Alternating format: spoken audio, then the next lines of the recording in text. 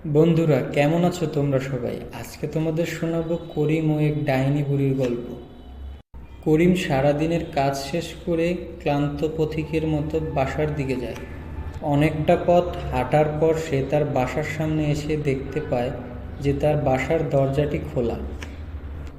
বাসায় তার স্ত্রী ছিল, কিন্তু সে দরজাটি খুলে রেখেছিল। এটা দেখতে পেয়ে সে খুব রাগান্বিত হয়ে যায়। সুমাইয়া, কোথায় গেলে তুমি? দরজা খুলে। এভাবে ডাকতে ডাকতে সে তার স্ত্রীর রুমের দিকে এগিয়ে যায়। সে এসে দেখতে পায় তার স্ত্রী ঘুমিয়ে আছে, দরজা খোলা রেখে। এটা দেখে সে খুব রাগান্বিত হয়ে যায় এবং তার কাছে গিয়ে দাঁড়ালো।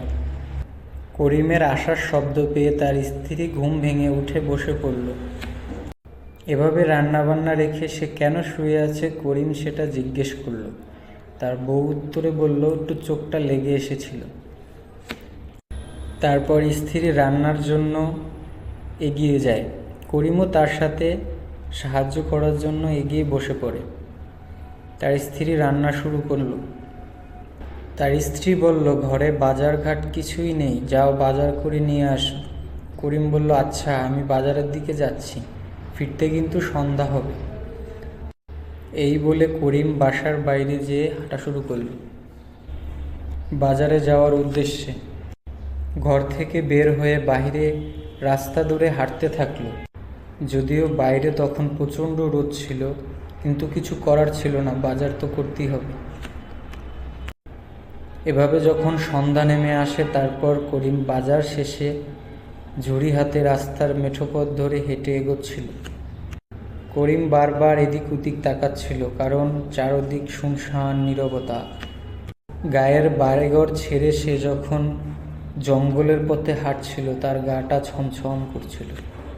বাড়ির পাশে একটি বাঁশঝাড় ছিল, সেই বাঁশঝাড়টি পেরিয়েই বাসায় যেতে হতো করিমকে।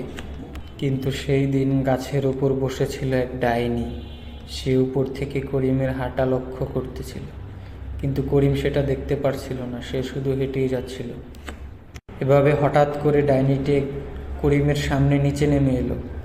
করিম দেখে খুবই বিব্রত বোধ করলো এবং ভয় পেল।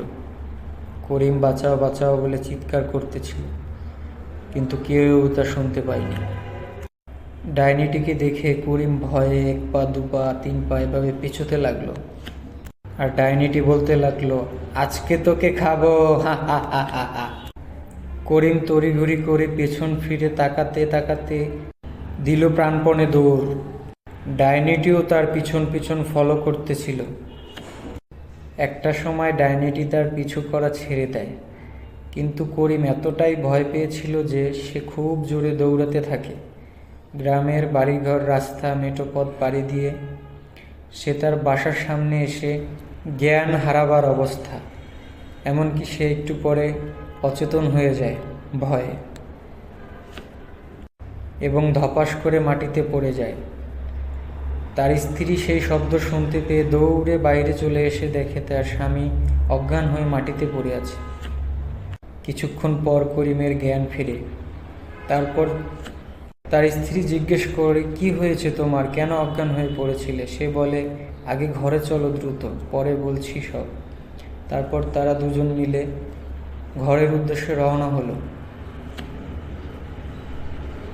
করিম তখনও খুব ভয়ে ভয়ে ছিল, তবুও তারা দুজনে ঘরের ভেতর চলে গেল ডাইনির ভয়ে। যেতে যেতে তার বউ তাকে খুব বকতে থাকে, কেন সে ওই বাঁশবাগানের দিক দিয়ে আসতেছিল। করিমের বউ রান্না বসালে সে তার পাশে বসে তার সাথে ঘটে যাওয়া সকল ঘটনা প্রথম থেকে বলতে লাগলো। সব ঘটনা শুনে তার বউ বলল, বড়